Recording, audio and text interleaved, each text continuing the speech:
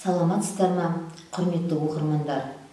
Бүгін біз кезекті нүктелі беделі харпіндегі Брайль жүйесінің ғажайып нүкте үйірмесінің 42-ші сабағын бастаймыз. Сабаққа қош келдіңіздер. Бүгінгі өтетін санымыз римдік нұсқадағы 50 және 59-шы сандар аралығындағы сандарды өтеміз. Приборымызды алып, ішіне ақ қағазымызды қондырамыз.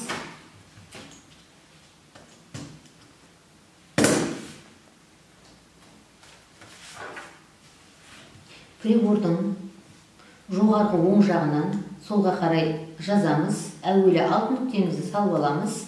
1, 2, 3, 4, 5, 6. Жанындағы клеткаға римдік нұсқадағы 50 санын жазамыз.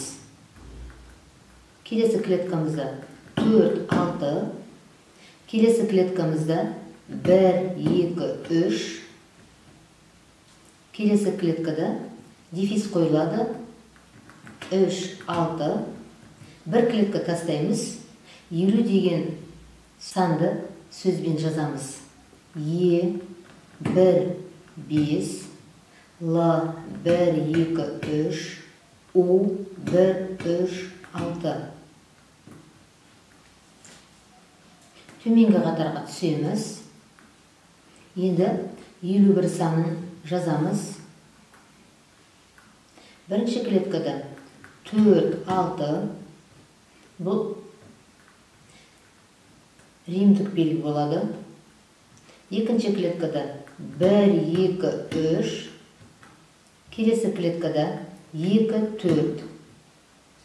Келесі клеткаға дефис қойылады. 3, 6. Бір клетка тастаймыз. 51 деген санды сөзбен жазамыз. Е, 1, 5. Л, 1, 2, 3. У, 1, 3, 6. Бір клетка тастаймыз.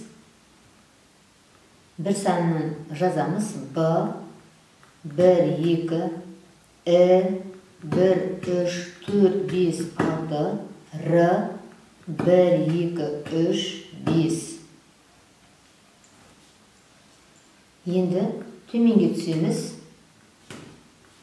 59 санын жазамыз.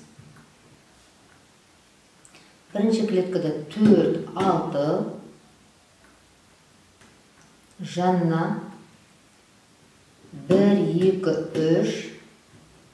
Келесі клеткада 2, 4. Келесі клеткада 1, 3, 4, 6. Келесі клеткаға дефис қойылады, яғни 3, 6 деген нүкте. Бір клетка тасталады, 59 санын сөзбен жазамыз. Е, 1, 5. Л, 1, 2, 3. У, 1, 3, 6. Бір клетка тастаймыз.